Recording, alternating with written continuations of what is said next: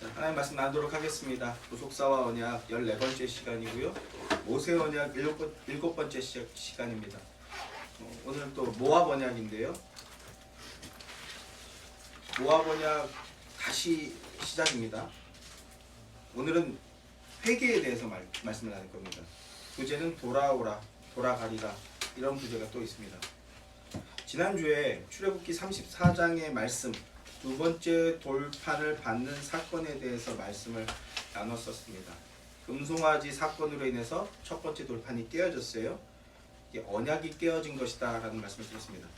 그러나 정확하게는요, 언약이 깨어진 것이 아니었고요, 언약 문서가 깨어진 것이었습니다.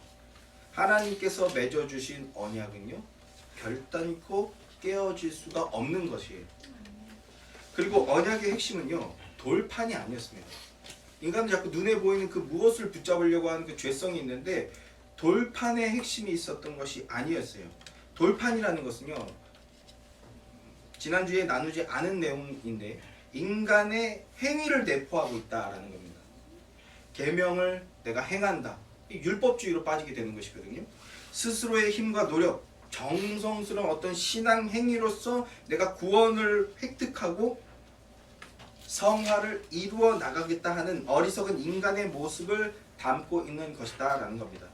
돌판은요, 인간의 그 어리석음을 폭로해주는 역할을 하는 겁니다. 하나님께서 계명을 주실 때 이스라엘 백성들은 우리가 다 지켜 행하겠습니다, 이렇게 대답을 했습니다. 그런 이스라엘 백성들의 모습은 하나님께서 계명을 주신 의도가 무엇인지 전혀 알지 못한다, 영적 맹인의 모습이죠. 전혀 알지 못한다라는 것을 드러내는 거예요. 언약 체결에서의 핵심은요, 무엇에 있습니까? 피에 있습니다. 피. 언약의 피. 출애굽기 24장 4절부터 8절까지의 말씀을 보면요, 제가 읽어드릴게요.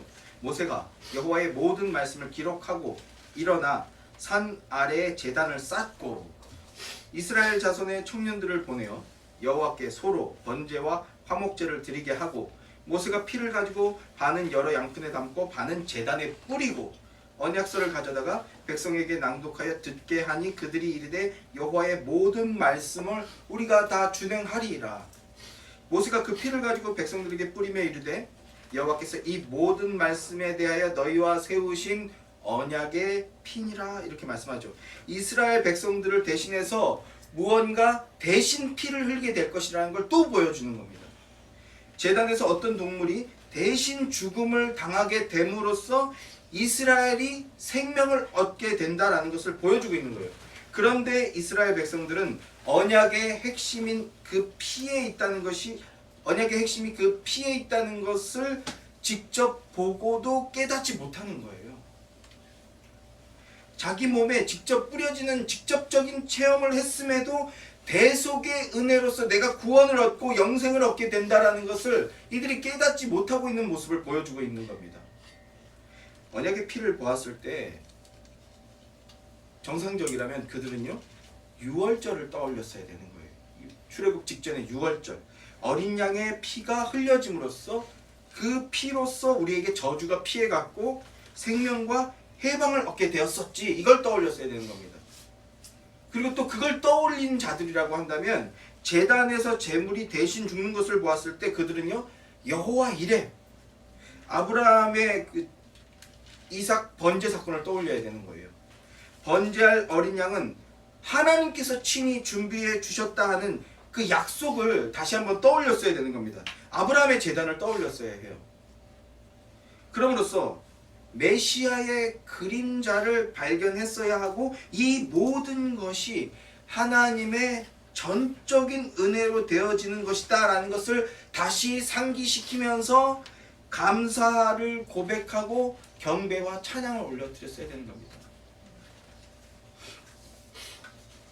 마찬가지로 오늘 우리가 참된 성도라고 한다면요, 우리는 이 말씀을 들으면서 2000여 년 전에 뿌려졌던 그 십자가의 보혈을 떠올려야 되는 거예요. 그러면서 십자가 복음 앞에 다시 서야 되는 겁니다. 십자가 복음 앞에 서서 구약 성경 전체를 통해서 약속되었던 그 메시아께서 약속대로 친히 육신의 몸을 입고 이 땅에 찾아오셔서 언약의 실체요 율법의 마침이 되어 주셨다라는 것을 우리가 다시 떠올려야 되는 거예요. 지금 이 순간에 예수 그리스도께서 나 같은 죄인을 살려주시기 위해서 십자가를 지시고 부활하여 주셨다는 그 복음을 다시 한번 상기하며 주님의 은혜를 고백해야 되는 거죠.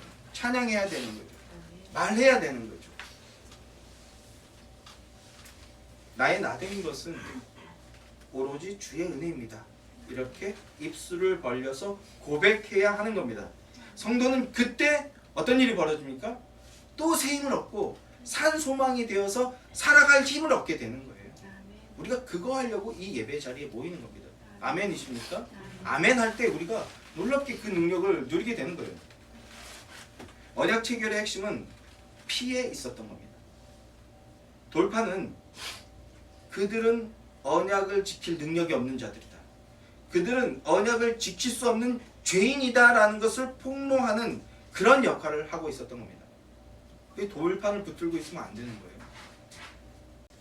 이 돌판이 깨어짐으로써 이스라엘 백성들에게 준 효과가 또 하나 있는데요. 그것이 무엇이냐면 하나님께서 맺어주신 이 언약이 깨어질 수도 있구나라는 각성 효과였어요. 앞서도 말씀드렸듯이 실제로는요, 한 번 맺어진 언약은 절대 깨어지지 않습니다. 언약은 깨어지지 않아요. 그런데 영적으로 미숙한 이스라엘 혹은 영적인 눈이 아닌 육신적인 눈으로만 보고 판단하는 자들 혹은 언약을 신뢰하지 않는 자들, 그런 자들의 눈에는요, 언약이 깨질 수도 있구나 라고 놀라게 되는 거죠. 이걸 조건성이라고 표현한다고 말씀을 드렸어요. 언약이 성취되기 위해서는 필요 조건이 있고 그 조건이 충족되어야 한다라는 것을 간접적으로 드러내게 된 사건인 겁니다. 여러분, 언약이 성취되기 위해서는요, 조건이 있습니다. 그리고 언약 안에 있는 자들로서 언약의 삶을 살기 위해서는요, 조건이 있다라는 거, 이게 드러나게 된 거예요.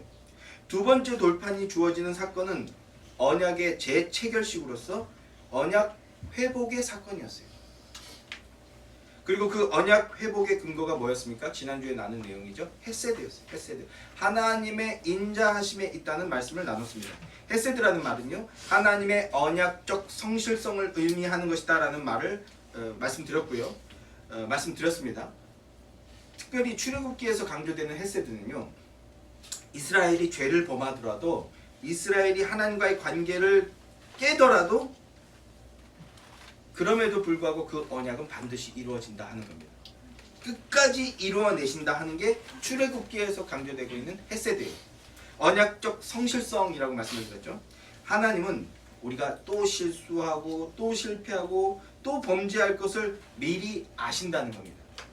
그럼에도 어떠한 희생을 감수하더라도 어떠한 대가를 지불하게 되더라도 내가 너와 맺은 이 언약을 반드시 성취해내고야 말겠다라는 게 언약적 성실성 헤세드예요. 이게 출애굽기가 강조하고 있는 것이고, 출애굽기를 통해서 하나님의 그 의지를 드러내 보여주는 말이 바로 헤세드라는 말이 담고 있는 내용이었습니다. 하나님의 의지적인 사랑이에요. 사실 사랑은요, 의지가 없는 사랑은 사랑이 아니에요. 의지를 통한 지속적인 행동이 드러나지 않는 사랑은 사랑이 아닙니다. 이 사랑을 하나님이 먼저 보여주고 계신 겁니다. 구속사를 성취해 나가는 것, 우리를 향한 하나님의 사랑입니다. 그 사랑이 실제적으로 드러나게 된다는 것을 표현하는 말이 바로 헤세드라는 말인 겁니다. 아담에게는요, 여자의 후손을 줄 것이다 약속해 주시면서 가죽 옷을 입혀 주셨고요, 아브라함에게는 내가 한 별을 줄 것이다 이렇게 메시아 언약을 주시면서 그 약속을 믿는 아브라함을 뭐라고 말했어요? 의인이라고 칭해 주셨어요. 그 언약을 믿으면 하나님의 자녀가 된다. 의인이 되고 하나님의 자녀가 된다는 걸 보여주셨습니다. 그리고 그 아브라함 언약을 토대로 해서요, 구원의 단위를 이제 이스라엘 백성 전체로 확장시키고 있어요. 공동체 단위로 확장하고 있는 겁니다. 이게 단위가 공동체로 확장되면서 이제 신약으로 가면 유대인과 이방인까지 확대되지 않습니까? 그래서 오늘날 우리도 하나님의 자녀가 되고 하나님의 의인이 되어서 하나님의 언약 관계 안으로 들어갈 수 있게 된 거예요. 모세 언약이 말씀하고 있는 바가 이것입니다. 이스라엘과 언약을 맺어주시는 것. 이게 모세 언약입니다. 오늘은 모세 언약 중에서 이제 모압 언약에 대해서 나눌 겁니다. 모세 언약은 다시 한번 복기해 볼게요. 모세 언약은요, 시내산 언약과 모압 언약 이렇게 둘로 나뉘어진다라는 말씀을 드렸었습니다. 모세 언약을 시내산 언약과 모압 언약 둘로 나누는데 이거 자체는 이제 뭐 이견이 없어요. 우리가 몰랐던 것뿐이지 성경은 그렇게 얘기하고 그 많은 신학자들과 설교자들은 그렇게 이야기하고 있습니다. 그런데 어디까지가 시내산 언약이고 어디부터를 모압 언약으로 보느냐 하는 것에 대해서는 두 가지 견해가 있다라는 말씀을 드렸었습니다. 하나는요, 어디서 언약을 맺었냐는 그 장소를 기준으로 해서 나누는 견해가 있어요. 그래서 출애굽기는 시내산에서 맺었으니까 시내산 언약이고, 신명기는 모압 지방에서 모압 광야에서 맺었으니까 신명기는 모압 언약이다. 이렇게 나누는 견해가 있고요. 또 다른 하나는 내용의 특성과 본문의 주장에 따라서 나누는 견해가 있어요. 그래서 저는 후자의 견해를 따른다라는 말씀도 드렸었습니다. 그래서 후자의 견해를 따라서 출애굽기 20장부터 레위기, 민수기 그리고 신명기 28장까지를 시내산 언약으로 보고요. 신명기 29장부터 마지막 장 34장까지를 모압 언약으로 저 역시 봅니다. 모압 언약을 담고 있는 이 신명기라는 책은요, 광야 생활 마지막 해인 제 40년, 그러니까 가나안 땅에 입성하기 직전의 상황에 모세가 고별 설교를 하는 내용들을 담고 있는 책이 신명기라는 책입니다. 그리고 이 설교를 듣고 있는 1차 청중은요, 광야에서 태어난 2세대들이에요. 2세대들. 광야에서 태어난 2세대들에게 38년 전에 맺었던 언약, 시내산 언약의 내용들에 대해서 재설명하고 있는 것이 신명기라는 책입니다. 그게 신명기 1장부터 28장까지의 내용이에요. 시내산 언약이 어떤 의미였고 광야에서 무슨 일이 있었고 이걸 재설명해 주는 것이 1장부터 28장까지의 내용입니다. 특별히 28장은요, 어떤 장입니까? 혹시 기억하시나요? 기복주의자들에게 너무나 중요한 장이죠. 성경이 경전인데 기복주의자들에게 가장 중요한 경전입니다. 순종하면 받게 되는 복들에 대해서 말씀들이 기록되고 있어요. 성읍에서도 복을 받고 들에서도 복을 받고 자녀와 토지와 소산과 짐승의 새끼와 소와 양의 새끼가 복을 받고 광주리와 떡 반죽 그릇이 복을 받고 들어가도 복을 받고 나가도 복을 받고 창고와 손으로 하는 모든 일이 복을 받고 여호와께서 내게 주시는 땅에서 내가 복을 될 것이라. 꼬리가 되지 않고 머리가 되게 할 것이다. 여러분 아멘이십니까? 뭐 아멘이죠. 당연히 아멘이죠. 제 어머니도 이 구절 놓고 새벽마다 오셔가지고 그렇게 저를 붙들고 기도를 해주셨어요. 그래서 제가 은혜를 받아서 제발 좀 그만하라고 막 승질을 부리고 그랬었는데 그 기도의 효과가 있습니다. 아멘이지만 근데 이제 문제가 있죠. 그래서 많은 설교가들이 이 복 받으라고 받게 하려고, 그리고 많은 성도들이 이 복을 받으려고, 그리고 자기뿐만 아니라 자식들에게도 이 복을 받게 하려고 새벽 예배를 새벽 제단이라고 부르면서 이거 빠지면 복 못 받을까봐 그래서 새벽 제단 쌓고 11조 이런도 안 빠뜨리고 하려고 애를 쓰는데 왜 해요? 이 복 받으려고. 혹시나 빠뜨리면 저주 받을까봐, 복 못 받을까봐. 그래서 1,000번제하고 그래서 11조하고 또 1,000번제라고 해서 매일마다 하나씩 1,000번을 타켓으로 해서 또 내는데 그 복 받으려고. 들어가도 복을 받고 성읍도 복을 받고 나가도 복을 받고 뭐 직장도 복을 받고 떡반죽 그릇도 복을 받고 쌀통도 복을 받고 통장도 복을 받고 이 복 받으려고. 그래서 교회에서 무슨 전도회, 선교, 주방 봉사, 청소, 헌신, 혹시 금전적으로 부족함이 있으면은 몸으로라도 떼우려고 죽자 살자 뭐 헌신하는 거, 그런 거 아닙니까? 그걸 뭐라고 한다고요?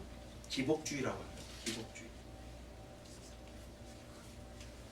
중요한 것은요, 성경을 보면요, 성경에 그런 말이 안 나와 있어요. 그런 거 열심히 하면 이 복을 받거든요. 성도는 28장에 이 복을 받는데 너희가 선교 열심히 하고 주방봉사 열심히 하고 청소봉사 열심히 하고 전도대회 같은 거 있으면 열심히 참석하고 이런 거 하면 이 8가지 복 받는다. 이런 얘기 성경에는 없다고요. 성경은 그런 말씀 하지 않습니다. 게다가요. 이 28장은요. 68절까지 있는 굉장히 긴 말씀이거든요. 그런데 성경을 자세히 보면요. 복 받는다는 내용은 없어요. 아니, 복 받는다는 내용이 없는 게 아니라 복 받는다는 내용은 14절까지밖에 없어요. 14절까지밖에. 전체에서 68절이라는 긴 분량에서 아주 작은 분량을 차지하고 있다는 겁니다. 나머지는요. 어떤 내용들입니까? 저주에 관한 말씀입니다. 저주에 관한 내용들이 더 많습니다. 순종하지 않게 될 때, 순종하면 복을 받는데 순종하지 않게 될 때 받게 되는 저주, 화, 심판에 대한 내용들이 훨씬 더 많다라는 거예요.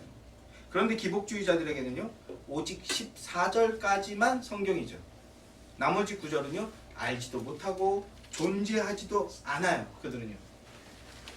그리고 그 뒤에 9절이 더 있다. 지금 한 말씀드린 그대로 복에 대한 얘기는 14절까지밖에 없는데 나머지는 다 저주를 설명하고 있다. 이 얘기를 설명해 주면요. 어떤 반응을 보입니까? 분노합니다. 화내요. 아, 내가 지금 잘해서 복 받겠다는데 네가 왜 초를 치냐? 이렇게 받아들여요. 성경을 자기 욕심에 따라서 보고 싶은 것만 보고 듣고 싶은 것만 듣겠다고 하는 거. 그게 뭡니까? 그게 금송아지 만든 사건입니다. 그걸 우상숭배라고 하는 거예요. 그게 우상숭배입니다. 28장에는요. 복과 저주, 축복과 저주에 대한 내용들이 함께 기록되어 있습니다. 뭐에 따라서? 율법에 따라서. 율법에 순종하면 복을 받고 불순종하면 저주를 받는다. 이 하는 축복과 저주의 목록들이 기록되어 있어요. 그런데 이것을 단순히 내가 뭐뭐 하면 구원받고 또 어떻게 하면 복받는다 하는 행위 구원으로 보면 안 된다는 거예요. 이 말씀은 시내산 언약의 특징, 뭐라고 말씀드렸어요? 조건성이죠. 조건이 있다라는 거예요. 조건이 있다. 그 조건을 극대화해서 보여주고 있는 그런 말씀인 겁니다. 시내산 언약에만 나타나는 유일한 특징이죠. 조건성. 언약의 성취는 전적으로 하나님께서 해주시는 거지만 이 조건성의 의미는요. 그러나 우리 인간 편에서도 뭔가를 지켜서 행해야 한다라는 그런 조건을 말씀하고 있다라는 거예요. 이것도 이제 헷갈리시면 안 돼요. 뒤에 결론까지 잘 들으셔야 되는데 하나님도 지키고 인간도 지켜야 된다라는 내용을 담고 있다라는 겁니다. 그래서 시내산 언약을, 모세 언약을 쌍무 언약이라고 부르기도 한다라는 말씀도 드렸었습니다.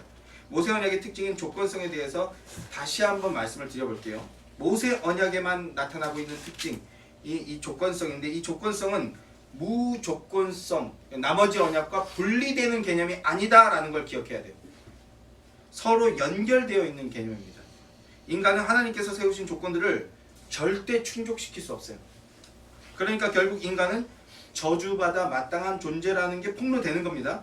그런데 그럼에도 불구하고 우리 하나님의 인자하심, 헤세드가 우리 안을 뚫고 들어온다라는 거예요. 우리 안을 뚫고 들어와서 그 조건들이 충족되어질 수 있도록 결국 만들어 나가신다라는 게 모세 언약이 담고 있는 내용입니다.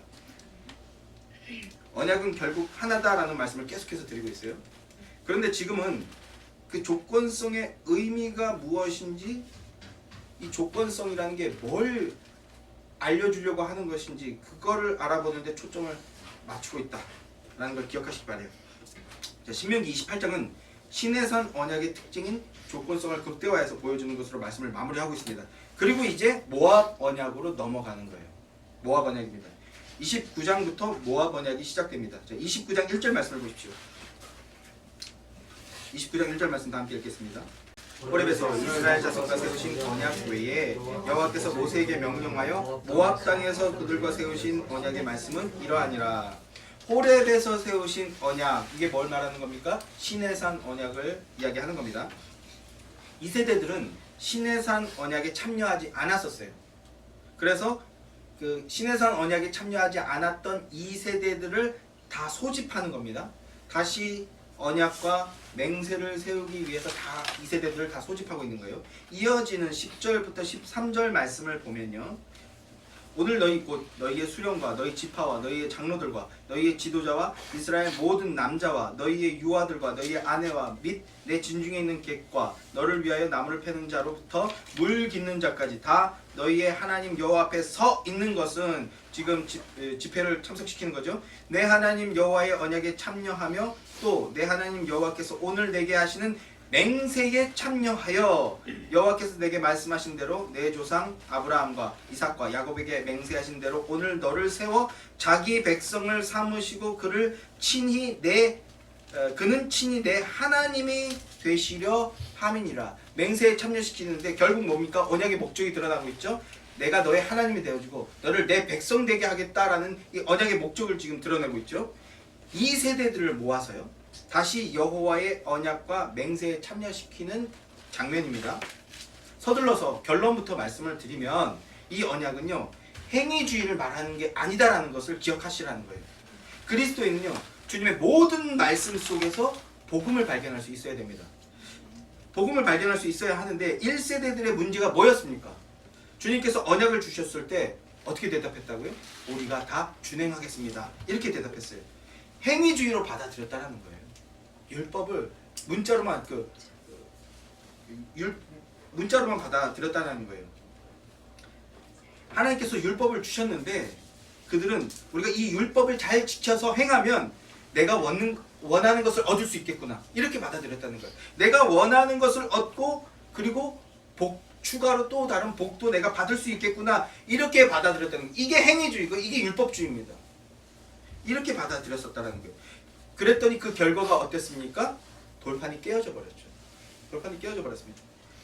너희가 너희 힘과 능력으로 이루어내겠다 이렇게 너스레를 떨었지만 그러나 실상은요 돌판이 대신 깨어져 버리게 된다는 거예요. 무슨 뜻입니까? 인간은 지킬 수 없다. 인간은 그 조건을 충족시킬 수 없어 라는 겁니다. 구원을 위해서 너희가 그 조건을 행하겠다고 한다면 너희는 절대로 그 조건을 행할 수 없어 라는 걸 먼저 폭로시키는 것이었습니다. 그래서 모세가 다시 새로운 돌판을 받고 그리고 성막식양을 같이 받아가지고 내려오죠. 율법과 성막식양을 받아갖고 내려왔어요. 이건 뭘 얘기하는 거예요? 복음을 상징하는 겁니다. 복음. 율법과 성막식양. 너희에게는 지킬 힘이 없지만 그래서 너희는 또 범죄하고 또 실수하고 그래서 또 좌절하고 또 낙심하게 되겠지만 그러나 겸손히 희생 제물을 들고 내 앞으로 나온다면 내가 언제든지 널 만나주겠다라는 거예요. 이게 율법과 성막식양을 주신 내용입니다. 1세대들의 이런 실패의 역사 속에서도 우리는 복음을 발견할 수 있어야 되는 겁니다. 자, 2세대들을 다시 소집하여서 여호와 하나님과의 언약과 맹세에 참여시키는 장면을 지금 우리가 보고 있는데요. 모압 언약을 세우는 장면인데 모압 언약에는요 한 가지 특징이 있습니다. 이 조건성과 연결해서 오늘 그걸 보려고 하는데 그게 뭐냐면 미래지향적이다라는 거예요. 미래지향적. 예언적이고 미래지향적 언약이다. 이것도 기억하시기 바래요. 그래서 14절, 15절 말씀을 보세요. 29장 14절, 15절 말씀. 내가 이 언약과 맹세를 너희에게만, 2세대들을 의미하는 것이죠. 너희에게만 세우는 것이 아니라 15절. 오늘 우리 하나님 여호와 앞에서 우리와 함께 여기 서 있지 아니한 자들에게까지니다 라고 얘기하죠. 그러니까 2세대들 뿐만 아니라 다시 언약을 세우는데 모압 광야에 있는 2세대들 뿐만 아니라 아직 2세대들과도 함께하지 못한 자들, 미래의 후손들까지 다 포함하고 있다. 즉 어디까지입니까? 오늘 우리까지. 오늘 우리까지, 교회까지 여기에 다 포함해서 언약과 맹세를 세우고 있는 현장이라는 거예요. 그리고 또 미래지향적이다라는 것은 과거의 1세대들이 그랬던 것처럼 2세대들도 불순종하게 될 것이라는 것을 하나님은 미리 아셨다라는 거예요. 인간의 죄성과 인간의 유한함이죠. 2세대뿐만 아니라 가나안에 들어가 정착하게 될 후손들, 그뿐만 아니라 오늘날 우리까지 전부 다 너희는 그 조건을 충족시키지 못해. 너희는 불순종해서 저주를 받게 될 거야 라는 것을 하나님은 미리 아셨다는 거예요. 그래서 그 문제에 대한 대안으로서 회복의 방법을 미리 알려주시는 것이 모압 언약이다라는 겁니다. 대안을 제시하는 겁니다. 그리고 그 대안을 제시해서 해결할 수 있는 분은 오직 하나님 한 분밖에 없다라는 걸 시내산 언약과 모압 언약을 통해서 모세 언약을 통해서 밝히 보여주고 계신 겁니다. 시내산 언약과 모압 언약에는요 대비되는 특징이 하나 있는데, 시내산 언약에는 회개하면 용서해 준다라는 개념이 없어요. 시내산 언약까지에는요 너희가 회개하면 용서해 준다라는 개념이 없습니다. 모압 언약 이전까지의 언약들에는요 회개하면 용서해 준다는 개념이 없습니다. 그도 그럴 것이요, 아브라함 언약까지는 일방적 언약이잖아요. 하나님께서 일방적으로 다 체결도 해주시고 해결도 해주시고 다 해주셨으니까 회개라는 개념 자체가 성립이 될 수가 없는 거예요. 필요가 없는 거예요. 구원 역사는요 사실 아브라함 언약을 통해서 드러내는 것, 하나님이 다 해주시는 것이다 라는 겁니다. 그런데 시내산 언약에서는요 조건을 요구하고 있습니다. 조건.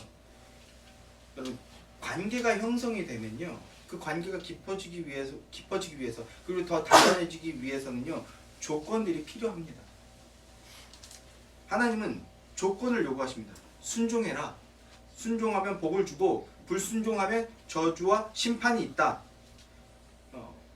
시내산 언약은 이렇게 관계를 맺고 나서 조건을 제시하는 것으로 끝을 맺고 있는 거예요. 그리고 실제로 1세대들은요 그 조건에 따라서 약속의 땅에 들어가지 못하고 광야에서 끝을 맺게 되는 것까지 보여주고 있죠.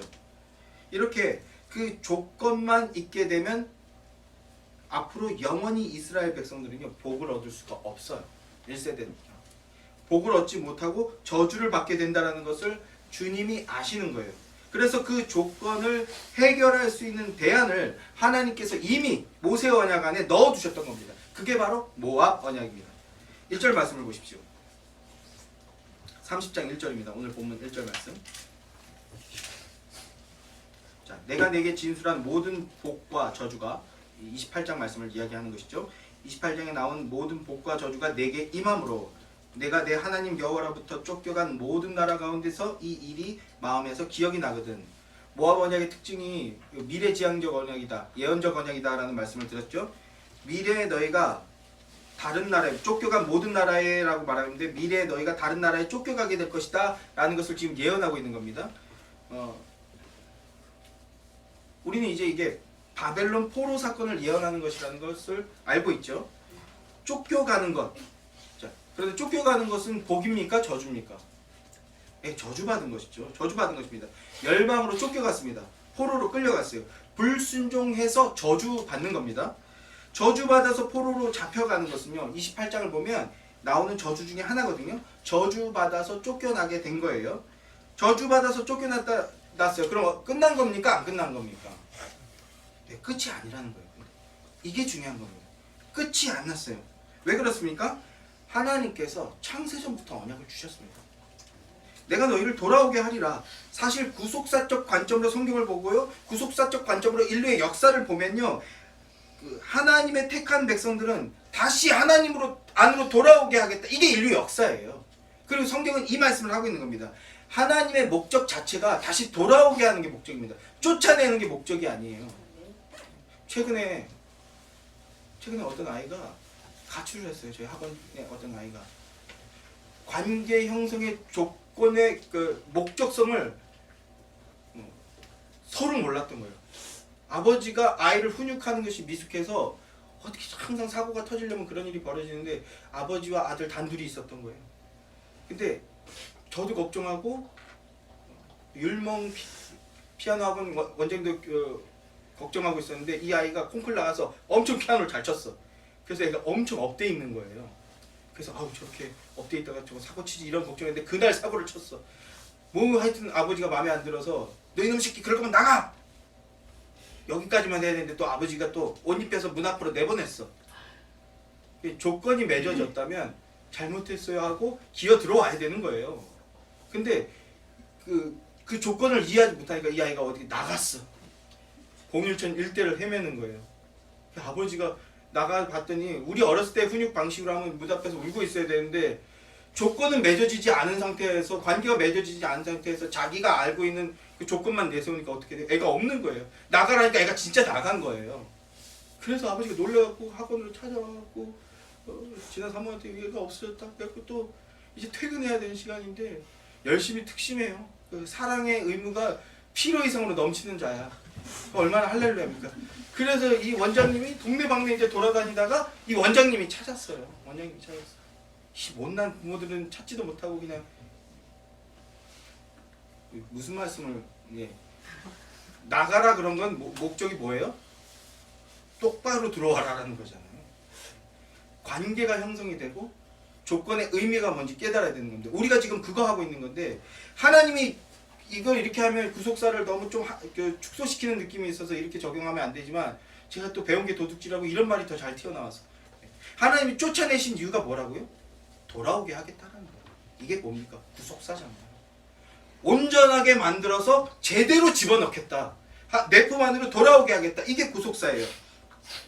저주받아서 쫓겨났으면 끝난 건데 끝나지 않고 다시 돌아오게 하겠다는 거예요. 내가 너희를 돌아오게 하리라. 창세기 28장 15절 말씀을 보면요. 내가 너희와 함께 제가 읽어드릴게요. 내가 너와 함께 있어. 네가 어디로 가든지 너를 지키며 너를 이끌어 이 땅으로 돌아오게 할지라. 야곱을 떠나보낼 때 하신 말씀인데 왜 떠나보냅니까? 표면적으로는요. 야곱이 저지른 범죄 때문에 쫓겨나가는 겁니다. 그러나 하나님의 구속사는요. 하나님의 자녀답게 다듬어서 다시 돌아오게 하는 게 떠나감의 쫓겨감의 목적이었다는 거죠.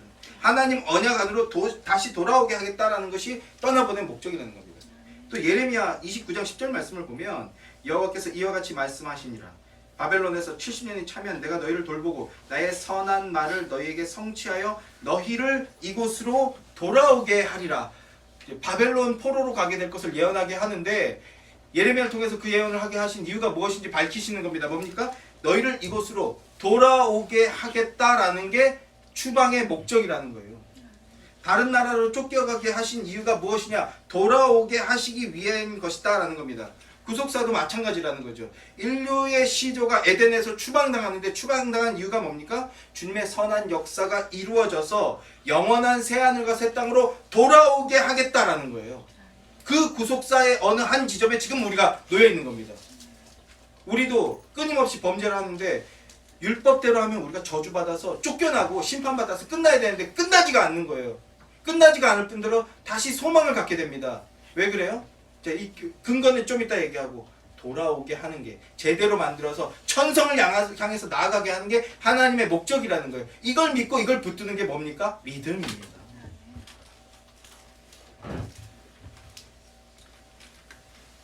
인류의 시조를 에덴에서 추방했는데 새하늘과 새 땅으로 돌아오게 하시기 위한 것이라는 겁니다. 그래서 하나님이 포기하시지 않는다. 하나님이 돌아오게 하신다라는 거예요. 이어서 뭐라고 말씀하시는지 계속 보도록 하죠. 1절 하반절 말씀을 보면 쫓겨간 모든 나라 가운데에서 이 일이 마음에서 기억나거든 이라고 말씀을 하는데요. 이 말을 원문을 다시 번역하면 쫓겨간 나라 가운데에서 이 일로 말미암아 마음을 돌리면 이렇게 번역해야 됩니다. 마음에서 기억이 나거든 이 말은 마음을 돌리면 이라고 번역을 해야 그 의미가 더 정확해집니다. 돌이키다, 돌리다 이런 뜻이에요. 자, 돌리다, 돌이키다 이 단어를 히브리어로 뭐라고 합니까? 슈브라는 단어입니다. 슈브. 이제 이 단어가요 계속 반복해서 등장하는 걸 보게 됩니다. 그리고 이 모세 언약을 근거로 해서 선지서를 보게 되면 어떻게 됩니까? 이 단어가 아주 도배가 되는 것을 보게 되죠. 슈브, to return이라는 말이거든요. 돌아서게 하겠다. 돌아서다, 돌이키다. 이 말이 아주 도배가 됩니다. 이 슈브를 돌아오게 하겠다, 돌아오다, 돌아오게 하겠다 이거잖아요. 교리적인 단어로 표현하면 어떤 단어입니까? 어떤 말입니까? 돌아오게 하다, 회개하다. 회개하면 용서받는다. 교리가 이렇게 나오게 되는 거죠. 이 교리적 의미는 역시 좀 이따가 다시 설명드리도록 할게요. 자, 1절에는 너희가 슈브하면 이라고 말씀합니다. 누가 슈브해야 된다 말씀하고 있습니까? 이게 중요해요. 누가 슈브하라고 말씀하고 있어요? 너희가 슈브하면 사람이 슈브해야 된다. 사람이 돌이켜야 된다라고 말씀하고 있어요. 이어지는 2절 3절 말씀을 보십시오. 다 함께 읽겠습니다. 2절 3절 말씀 다 함께 시작. 너와 내 자손이 내 하나님 여호와께로 돌아와 내가 오늘 내게 명령한 것을 온전히 따라 마음을 다하고 뜻을 다하여 여호와의 말씀을 청종하면 내 하나님 여호와께서 마음을 돌이키시고 너를 긍휼히 여기사 포로에서 돌아오게 하시되 내 하나님 여호와께서 드신 그 모든 백성 중에서 너를 모으시리니 라고 합니다. 자, 2절 너희가 사람이 여호와께로 슈브하면 돌아오면 조건절이죠. 누가 슈브해야 된다고 말씀하고 있다고요? 먼저 사람이 슈브하면 이라고 말씀하고 있어요. 그러면 3절에 내 하나님 여호와가 슈브하신다 라고 말씀합니다. 하나님이 도리적으로 적용했을 때 너희가 회개하면 하나님이 회개하신다 이렇게 가면 안 돼요. 그런 뜻이 아니에요. 그렇게 적용하면 교리를 잘못 적용하는 거예요. 그냥 슈브 너희가 돌아오면 하나님도 돌아오신다라는 뜻입니다. 너희가 마음을 돌이키면 하나님도 어떻게 하신다? 마음을 돌이키신다. 이런 뜻입니다. 너희가 돌아오면 하나님도 돌아오신다. 즉 너희가 마음을 돌이키면 하나님도 돌아오시는데 돌아오셔서 뭐합니까? 너희를 회복시키신다. 이런 뜻이에요. 슈브 쉐버트라는 단어인데요. 이 슈브 쉐버트를 좁게 보면 포로로 끌려갔던 너희를 다시 돌아오게 하겠다라는 뜻이고요. 이거를 좀 넓게 보면 구속사적 문맥으로 보면 너희의 인생을 변화시켜 주신다. 슈브 쉐버트. 하나님도 돌아오시는데 하나님이 회개하신다는 게 아니라 하나님이 돌아오시면 무슨 일이 벌어지는가? 너희를 변화시켜 주겠다. 이런 뜻이라고요. 너희 인생을 바꿔주시겠다. 너희 인생을 새롭게 해주시겠다. 이게 하나님이 돌이키신다라는 의미입니다. 그냥 회복 정도가 아니고요. 4절 말씀을 보면 네가 쫓겨간 자들이 하늘가에 있을지라도 내 하나님 여호와께서 거기서부터 다시 너를 모았을 것이다. 이렇게 말씀하고요.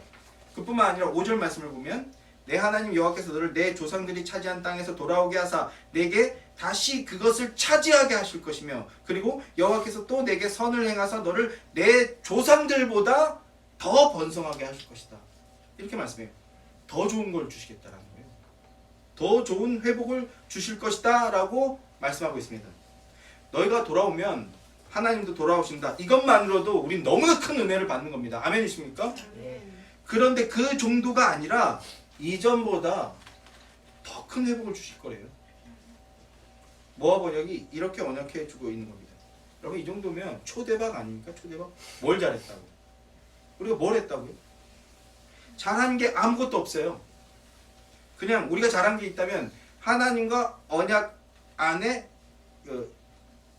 언약 관계 안에 들어갔다. 하나님과 언약이 맺어졌을 뿐이다 라는 겁니다. 그마저도요. 사실은 누가 했어요? 하나님께서 해주신 거잖아요. 하나님 쪽에서 걸어와 주셔서 맺어진 언약입니다. 잘못을 했어요. 쫓겨간 건 불순종해서 저주받은 거잖아요. 잘못을 했는데 그런데 뭐라고 약속해주고 있다고요? 오히려 더 큰 대박이 나게 하겠다. 이렇게 약속해주고 있는 겁니다. 여러분 이걸요 세상의 관점으로는 알 수가 없는 내용입니다. 세상은 알 수도 볼 수도 없는 내용이에요. 이해할 수 없는 내용입니다. 자, 여러분께 질문을 해보겠습니다. 하나님은 회개하면 용서해 주십니까? 아닙니까? 어려운 질문인가요? 아니에요. 스탠다드 질문이에요. 하나님은 회개하면 용서해 주십니까? 안 해주십니까? 용서해 주십니다. 아멘이십니까? 용서해 주십니다. 자, 그런데 우리가 겸손하게 엎드려서 나온 자를 하나님 업신여기지 않으십니다. 하나님 용서해 주십니다. 그런데 사람이 회개하면 하나님은 무조건 용서해 주셔야 되는 건가요? 네, 오늘 회개합니다. 하나님 준비됐죠? 회개할 더 큰 걸 줄 준비 됐어요? 안 됐어요? 이렇게 되는 게 당연한 겁니까? 세상법으로도요. 회개하면요. 죄를 인정하는 거예요. 죄를 인정한다는 거예요. 죄를 인정하면 어떻게 됩니까? 정상 참작 정도는 해주겠죠. 죄를 인정하면 벌 받는 거예요. 벌 받아야 되는 거예요. 죄를 잘못했다고 시인하면 벌을 받는 게 마땅합니다. 그래서 세상 사람들은 어떻게 합니까? 일단 오리발 내밀죠. 끝까지 아니라고 잘못을 인정 안 하는 겁니다. 요새 국회의원 보세요. 그 김의겸인가? 명명백백하게 드러났어요. 거짓말 해갖고 한번 법무부 장관 흔들어 보겠다라고 대들었다가 완전히 그 거짓말이고 조작이라는 게 드러났는데 뭐 하고 있습니까? 끝까지 오리발 내밀고 있잖아요. 오히려 지금 그 오리발 내미는 걸 통해서 슈퍼챗이 쏟아지고 후원금 쏟아지고 있어요. 이게 세상의 모습이죠. 끝까지 인정 안 하는 거. 자, 신해산 언약에서는요, 슈브하면 돌아오면 용서해 준다는 개념이 없어요. 신해산 언약까지는. 불순종하고 잘못하면 저주한다는 말씀만 있습니다. 왜냐하면요, 언약 안에는 율법을 안 지키는 상황 자체가 설정이 안 돼 있어요. 주님은 의로우신 분이시고 거룩하신 분이시고 죄가 하나도 없는 분이세요. 그래서 그 주님은 죄인과 함께 하실 수가 없는 분이라는 거예요. 그런데 지금 모압 언약에서는 무슨 말씀을 하고 있습니까? 회개하면 용서하신다라는 말씀을 해주고 있는 겁니다. 왜 용서해 주십니까? 왜 그래요? 주님의 헤세드, 인자하심, 주님의 긍휼하심. 헤세드가 뭐라고요? 언약적 성실성이라고 말씀을 드렸잖아요. 당신의 언약을 주님은 반드시 지켜내시는 분이시기 때문에 이스라엘이 율법을 지키지 못할 것을 미리 아시고 그래서 대안을 주시는 거예요. 너희가 내게로 돌아오면 나도 너희에게로 돌아가서 너희를 용서해 주겠다. 용서해 주는 정도가 아니라 어떻게 하겠다? 회복시켜 내겠다. 새롭게 만들어 주겠다. 더 좋은 것으로 채워 주겠다. 이렇게 미리 언약해 주고 계신 겁니다. 회개하면 용서받는다라는 것은요, 당연한 게 아니고요, 너무나 큰 은혜인 겁니다. 구속사로 봤을 때 구약 백성들뿐만 아니라 오늘 우리까지 슈브하면, 너희가 슈브하면 돌아오면 용서받을 수 있다라고 하는데 그 용서받음의 이유와 근거가 뭡니까? 예수 그리스도의 대속의 희생이 있었기 때문에 거저 주신 게 아니에요. 값비싼 대가를 지불해서 우리에게 넘겨주신 겁니다. 예수 그리스도의 십자가 대속 사건이 있었기 때문에 우리가 회개하면 용서를 받게 되는 거예요. 너희가 돌아오면 나도 돌아간다라는 것은 당연한 게 아닙니다. 우리가 회개한다고 용서를 받게 되는 게 당연한 게 아니라고요. 시내산 언약만 있었다면 우리는 영원히 저주를 받고 영원히 쫓겨남을 당해야 됩니다. 그런데 우리는 범죄하는 것을 가볍게 여깁니다. 뭐 또 회개하면 되지. 하나님은 언제나 용서해 주시는 분이시잖아. 우리의 구원과 용서는 예정되어 있는 거잖아. 하나님은 이미 용서해 주시기로 약속했잖아. 이렇게 가볍게 생각하는데 그는 언약관계 안에 있는 자가 아니에요. 예수 그리스도 안에 있는 자가 아닙니다. 예수 그리스도 안에 있는 자라면 결코 그 회개하면 용서받는다는 것에 대해서 가볍게 생각할 수 없어요. 놀라운 은혜라고 고백하게 되는 겁니다. 우리는 그 용서의 은혜가 없으면 살아갈 수 없는 자들이잖아요. 그래서 우리는 끊임없이 용서를 구할 수밖에 없는데, 슈브할 수밖에 없는데, 그런데 억지로 개끌려가듯이 하는 게 아니에요. 왜? 이미 용서가 확정되어 있기 때문에 감사로, 은혜로 나아가게 되는 겁니다. 하나님은 우리가 불순종하고 범죄할 것을 미리 아셨어요. 그래서 모압 언약으로 용서받을 방법을 미리 만들어 두신 겁니다. 그러나 그게 어떻게 가능해졌다라는 것입니까? 예수 그리스도의 희생 때문에, 대속 때문에, 십자가 때문에 가능했다라는 겁니다. 이걸 기억해야 되는 거예요. 신자는 이걸 기억하고 붙드는 자가 바로 신자입니다. 우리가 언제든 회개하기만 하면 우리는 언제든 용서받을 수 있고, 뿐만 아니라 새롭게 됨을 얻고 새 힘을 얻을 수 있습니다. 아멘. 그 근거가 첫째, 미리 언약해 주셨어요. 대안을 만들어 주셨다라는 겁니다. 너희가 마음을 돌이키면 나도 마음을 돌이킬 것이다. 너희가 마음을 돌이켜 내게로 돌아오면 나도 너희에게로 돌아가고, 그리고 너희의 인생을 새롭게, 올바르게, 풍성하게 만들어 줄 것이다. 이것이 모압 언약입니다. 모세 언약은 조건을 제시하고 있지만 결국 조건 없이 주어지는 조건이 아니었던 거예요. 무조건적 조건성, 이렇게 제가 표현하고 싶어요.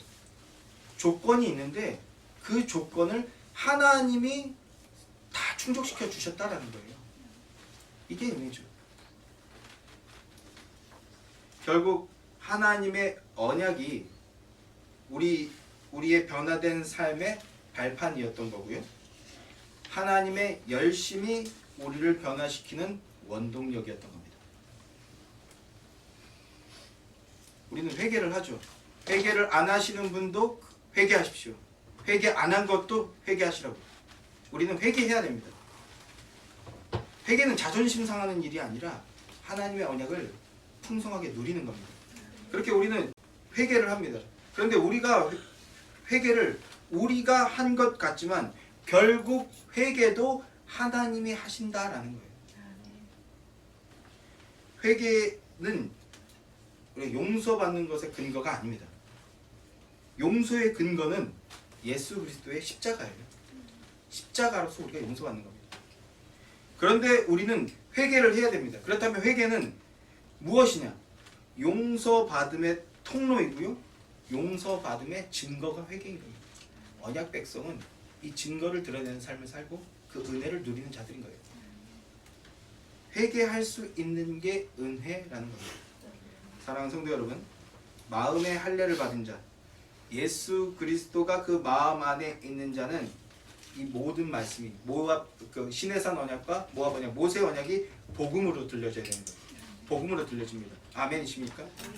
은혜가 은혜로 여겨지고 그 은혜에 대해 입술을 벌려서 고백하게 되는 자가 바로 언약 안에 있는 자, 마음의 할례를 받은 자, 그리스도인이 되는 겁니다. 언제 어디서든 여호와께로 마음을 돌리는 여러분이 되십시오.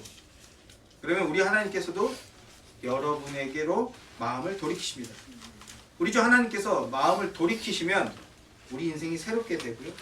새롭게 될 뿐 아니라 더 풍성하게 해주신다고 했어요. 더 탁월하게 되는 은혜의 역사가 일어나게 될 줄로 믿습니다. 믿음으로 그 은혜의 역사를 체험하고 누리는 여러분들이 되시기를 주님의 이름으로 축원합니다.